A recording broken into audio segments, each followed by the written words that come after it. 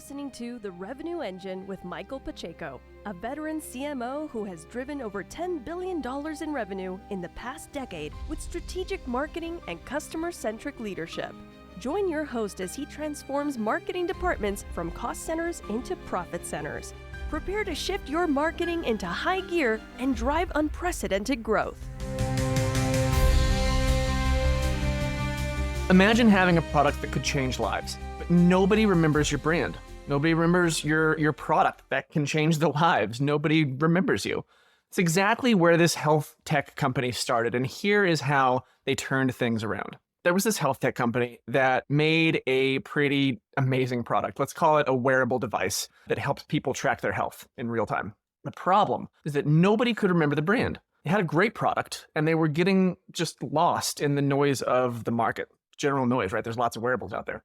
The CEO knew something had to change if they wanted to stand out. They needed to become more than just another tech wearable company. They needed to become a proper brand with a product that people recognized and trusted. What they decided to do is focus their marketing efforts on enhancing their brand recognition. The first thing they did was tighten up their brand. They created a consistent visual identity with logos, colorways, fonts, that sort of thing. They used it everywhere. They used it on their website, their packaging. They used it on their social media. You name it, they used it there. They made sure that whenever someone saw their logo or their signature color, that it was consistent everywhere you went and that you would immediately think of the company. There would be that immediate association, the way that a swoosh is associated with Nike, the way that the silhouette of an apple with a bite out of it is associated with Apple, and so on and so forth. After they did that, they got their messaging straight. They got serious about fixing their messaging, making sure their messaging was on brand, making sure that their messaging was consistent across the board. Instead of just talking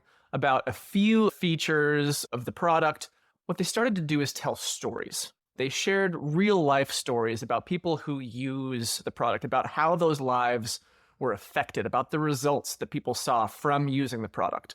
And the stories weren't just about selling the product. Stories were about the people whose lives were changed by using the product. They were about that connection between the product and the people. It was about building a connection with the audience too, because the audience gets to watch these stories, listen to these stories, and you're affected by that when you see this. This is why we go to the movies. This is why we watch movies, because we connect with the people on the other side of the screen. They didn't stop there. Also focused on being visible where their customers were, meeting their customers where they were at. They ramped up their presence on social media. They started a blog with health tips and that sort of thing. They even launched a podcast where they talked about the latest in health tech. They weren't just pushing their product, but they were becoming a trusted source of information in their space, in their industry. Between podcast, blog, social media, they were becoming a trusted source where people would go for information around their expertise. All of this, of course, served their product. That's how they got their expertise. That's where they showcase their expertise, is through their product. So what they did after all that is they got creative with some of their partnerships. They teamed up with popular fitness apps on phones, both iPhone and Android. They integrated their devices' data with the apps and the phones. They made it easier for users to track all of their health data in one single place. This partnership, it boosted their visibility and it added real, legitimate, measurable value for their customers. So as a result of these efforts, the brand recognition skyrocketed. People started to remember the name, they remembered the logo, most importantly, the impact that the product had or could have on their lives. The company went from being just another tech company to a household name in the tech space, in the health tech space specifically, right? In the wearable space.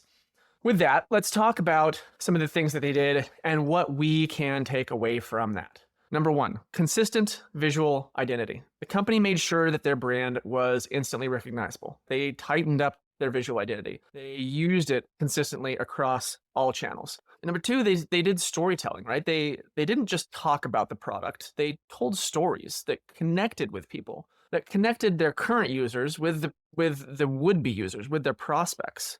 The company became more than just a product provider. They became more than just a commodity. They became a trusted source of information by being present where their customers were already present. Number one is consistent visual identity. So the company made sure that their brand was instantly recognizable by tightening up their visual identity and using it consistently across all channels, online and off. They didn't just talk about the product. They didn't just market the features of the product. They started to tell stories that connected with the audience on an emotional level. It connected current users to would-be users, to prospects. It connected the brand to prospects and to their current users as well. Everybody's seeing these. They had visibility where it matters. The company became more than just a product provider. They became more than just a commodity. They became a trusted source of information by being present where their customers and where their prospects were already present, by meeting their market where they were at, by meeting their customers where they're at,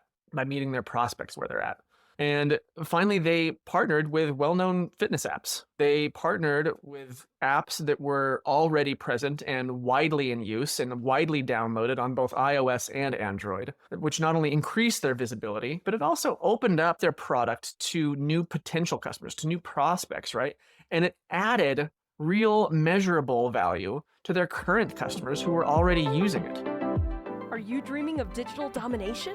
Wake up to Boxer, your dream team for web services, marketing logistics, SEO, and content. We don't just help you play the online game, we help you change it. If you're ready to rewrite the rules of your industry's digital landscape, visit boxer.agency today and let's get started. It shows that enhancing brand recognition isn't just about having a good logo or a catchy slogan. It's really about creating a brand that people remember because it connects with them on a deeper level. So whether it's through consistent branding or storytelling, being where your customers are, or strategic partnerships, right? Any of these strategies can really help your brand stand out. So what I want you to do is think about your own brand and ask yourself a few questions.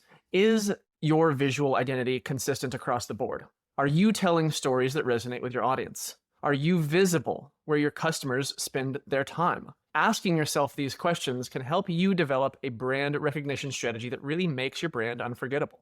If you're struggling with any of this, if you're struggling to get your brand noticed, I'm here to help. Reach out to me. Let's chat. I'll buy you 14 beers worth of my time at no cost to you. It's a half an hour on Zoom. I've got nothing to sell you, and my only goal here is to simply provide you with some actionable value that you can apply directly to your business. You can hit me up on LinkedIn or reach out to me on my website. That's michaelpacheco.co. And hey, if you found this video helpful, please give it a like, drop a comment, let me know what resonated with you. Don't forget to subscribe if you're watching on YouTube. And if you're listening to this as a podcast, a review on your favorite platform would be awesome. All of this helps us reach more folks, reach more businesses, and help more businesses. And that's really the whole point of this. In the meantime, I want to thank you for doing what you do and for all the contributions that you're making in the world of your business. As ever, I'm Michael Pacheco. Until next time, cheers. You've been listening to The Revenue Engine with Michael Pacheco.